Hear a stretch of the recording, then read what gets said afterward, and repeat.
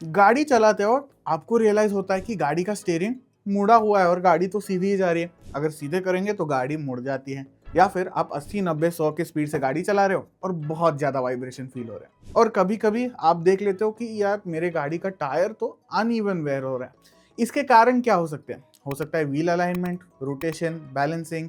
ये सारी चीजें क्या होती है, कब करनी चाहिए, कैसी करनी चाहिए, इस वीडियो में मैं यही बताऊंगा आपको। पहली चीज, व्हील अलाइनमेंट। व्हील अलाइनमेंट में क्या होता है? व्हील अलाइनमेंट में हम इंश्योर करते हैं कि टायर हमारा सही से रोड के साथ कांटेक्ट कर रहा है। इस दौरान हम चेक करते हैं टो एंगल ठीक है क्या, कैस्टर एंगल ठीक है क्या गाड़ी का कैम्बर स्पेसिफिकेशन के अनुसार है। ये सारी चीजें हम देखकर उसको चेंज करते हैं और इसके बाद आपको जरूर फील होगा कि गाड़ी ज्यादा बेटर ग्रिप दे रही है। बट हमें कैसे पता चलता है कि यार हमारे गाड़ी में अलाइनमेंट की जरूरत है? फर्स्ट एंड फॉरमोस्ट हो सकता है कि आपके गाड़ी का स्टीयरिंग क्रिकेड है पर गाड़ी सीधी जा रही है। अगर आप इसको ठीक करने जाते हो तो गाड़ी मुड़ जाती है। तो ये थोड़ा इरिटेटिंग भी बन सकता है और आपको ठीक करवाना भी नेसेसरी है। दूसरा कारण हो सकता है अपने गाड़ी में सस्पेंशन का काम करवाया है, आपने टायर रॉड चेंज करे हैं, स्ट्रट्स चेंज किए हैं, स्प्रिंग्स चेंज करे हैं, या फिर माउंटिंग एकदम आसान सी चीज भी हो सकती है बट आपको अलाइनमेंट करवानी पड़ती है। थोड़ा एंगल इधर उधर अगर हो जाता है तो व्हील अनइवनली वेयर होता है। बट इससे इतना ही नहीं कि ग्रिप अच्छी मिलती है, हमारा स्टीयरिंग सीधा रहता है, बल्कि इससे आपकी फ्यूल एफिशिएंसी भी बन के रहती है। बढ़िया स्टीयरिंग रिस्पॉन्स मिलता है। स्पेशली अगर आप सेडान जैसी गाड़ी चलाते हो तो आपको स्टीयरिंग रिस्पॉन्स बहुत मायने रखता है। अगर अलाइनमेंट आउट है तो आप सोचिए, आप पैर अगर ठीक से नहीं डाल रहे तो आपके बाकी के जॉइंट्स पे लोड आता है, वैसे ही आपके सस्पेंशन सिस्टम पे भी लोड आता है। तो इसीलिए अभी 400-500 रुपए देकर अलाइनमेंट करवाना सस्ता पड़ता है आगे जाके 10-12 हजार खर्चा करने से। पर आपने कब करना चाहिए? ऑब्वियसली मैंने बताया क्रूकेड स्टीयरिंग एक तो है, बट अगर आप पॉटहोल में से, एक बड़े पॉटहोल में से बहुत ज़्यादा स्पीड से जाते हो, और होता है हमारे रास्ते बहुत अच्छे हैं नहीं और गाड़ियों के ब्रेक भी कभी कभी लगते नहीं है जब चाहे तब, तो अगर इस पॉटहोल से आप जोर से जाते हो तो हो सकता है अलाइनमेंट थोड़ा आउट हो जाता है, जिसके बाद आपको फील भी होता है कि यार मुझे गाड़ी ठीक नहीं लग रही। और जनरली ये आप रेगुलर इंटरवल्स पे भी कर सकते हो। आपके गाड़ी के सर्विस सेंटर में भी ये फैसिलिटी अवेलेबल होती है। थोड़ी एक्सपेंसिव होती है लोकल शॉप से, बट अगर आपके स्टीयरिंग को कैलिब्रेशन करने की भी ज़रूरत होती है तो मैं कहूँगा कि वहीं पे आप अलाइनमेंट कर ले। बट जनरली 1 साल, 10,000 किलोमीटर, 15,000 किलोमीटर बाद आपको ज़रूर व्हील अलाइनमेंट चेक करवानी है। बट ये कैसे करना है? ऑब्वियसली शॉप में जाओगे, टायर शॉप में जाकर उनको बोल देना अलाइनमेंट करनी है, वो ठीक से कर दवा देंगे। वैसे अलाइनमेंट कैसी होगी? इसके लिए आपके टायर्स पे पैनल लगाए जाते हैं और आपकी गाड़ी एक रैंप पे चढ़ाई जाती है। रैंप पे चढ़ाने के बाद लेज़र गाइडेड सिस्टम्स होते हैं ये, और लेज़र गाइडेंस के थ्रू उनको एकदम थोड़ा एंगल चेंज भी डिटेक्ट हो जाता है सिस्टम में, जिसके बाद एक टेक्नीशियन गाड़ी के नीचे जाता है और ये सारे एंगल्स टू द स्पेसिफिकेशन ठीक करवा लेता है, जो कि आप स्क्रीन पे अब भी देख पा रहे हो। फिर बात करेंगे व्हील बैलेंसिंग की।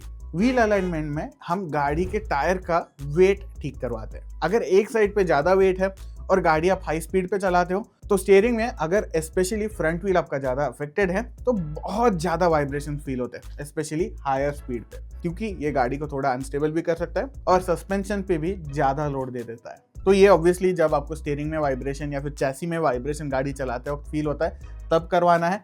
अगर आप कभी नए टायर्स लगवाते हो तब जाकर आपको जरूर व्हील अलाइनमेंट और बैलेंसिंग करवाना है। आप कहोगे कि यार नया टायर है, क्यों अलाइनमेंट बैलेंसिंग करवानी है या फिर क्यों बैलेंसिंग करवानी है? देखिए, हर टायर में थोड़ा प्रॉब्लम होता है, ये आपको थोड़ा बहुत वेट लगवाकर ठीक करवाना ही पड़ता है। बट पुराने टायर से आपको नए वाले टायर में कम वेट लगवाना पड़ेगा, ये तो ज़रूरी है। और आपकी गाड़ी की रिम जो है उसमें भी थोड़ा अनइवननेस आ जाता है, उसमें भी अगर आप वेट लगवाओगे तो सारा प्रॉब्लम दूर हो जाता है। और ऑब्वियसली आपको रूटीनली भी ये चीज़ करनी है। 10,000 किलोमीटर 1 साल बाद या फिर 15,000 किलोमीटर बाद आपको बैलेंसिंग करवानी है, अलाइनमेंट भी करवानी है। अगर आपकी गाड़ी के आगे के टायर्स ज़्यादा अफेक्टेड है तो आपको स्टीयरिंग में पता चल जाता है। अगर पीछे वाले टायर ज़्यादा अफेक्टेड है तो आपको ओवरऑल सीट्स में वगैरह ज़रूर फर्क नज़र आता है, वाइब्रेशंस नज़र आते हैं और ये गाड़ी के हैंडलिंग को अनस्टेबल कर देते हैं।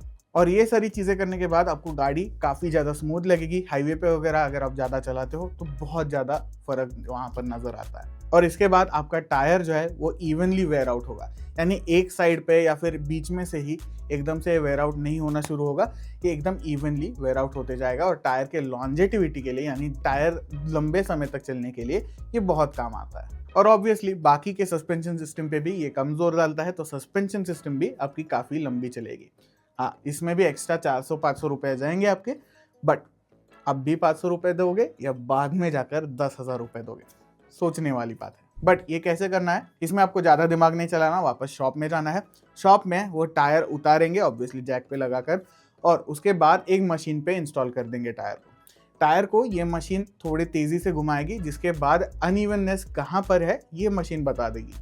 जहाँ पर अनइवननेस है वहाँ पर मशीन बता देगी कि यहाँ पर वेट लगाना है, जिसके बाद आपका टायर एकदम 0-0 बन जाता है, यानी टायर से 0 वाइब्रेशंस आते हैं, जिसकी वजह से टायर बहुत लंबे समय तक टिकता है और गाड़ी की स्टेबिलिटी बन के रहती है। फिर बात करते हैं टायर रोटेशन के बारे में।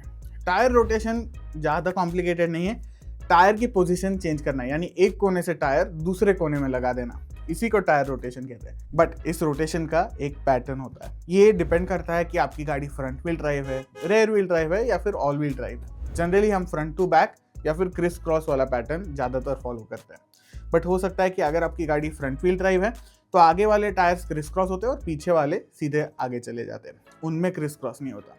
थोड़ा कॉम्प्लिकेटेड लग सकता है बट आपको ज़्यादा सोचना नहीं है, आपको सिर्फ शॉप को बताना है मेरी गाड़ी फ्रंट व्हील ड्राइव है, आप उसके हिसाब से रोटेशन करवा लीजिए। देखिए, हर कोने में टायर का अलग अलग वेयर एंड टेयर होता है, जिसके वजह से हो सकता है कि टायर की अंदर वाली साइड ज़्यादा वेयर आउट हो रही है, जो कि हम अगर पीछे वाले टायर में आगे वाला टायर पीछे लाते हैं तो दूसरी साइड वेयर आउट होना शुरू हो जाती है, जिससे टायर का वेयर एंड टेयर जो है वो एकदम इवन होता है और आपका टायर वापस से लंबा चलता है। बट ये कब करना है, आपको रेगुलर इंटरवल है भाई, आपको व्हील अलाइनमेंट, बैलेंसिंग, रोटेशन एक साथ करने का ऑप्शन मिल जाता है और शॉप भी बोल देता है हम कर देंगे, वैसे भी टायर उतार रहे हो क्यों ना रोटेशन करवाया जाए। तो हाँ, अगर आप चाहते हो तो घर पे भी कर सकते हो, बहुत टीडियस प्रोसेस होगी, आपको अलग अलग जैक्स लगेंगे गाड़ी को उठाने के लिए, पर ये शॉप आराम से कर देगी, उनके पास हाइड्रोलिक जैक्स होते हैं, पूरे टूल्स होते हैं, गन्स वगैरह होती है, तो आपको टेंशन लेने की ज़रूरत नहीं है। ये जनरली प्रोसेस जो है अगर आप अलाइनमेंट बैलेंसिंग भी करवा रहे हो तो फ्री ऑफ कॉस्ट होती है, बट अगर सिर्फ रोटेशन करवा रहे हो सकता है शॉप आपको 100-200 रुपये चार्ज करे। तो यही था टायर अलाइनमेंट, बैलेंसिंग, रोटेशन।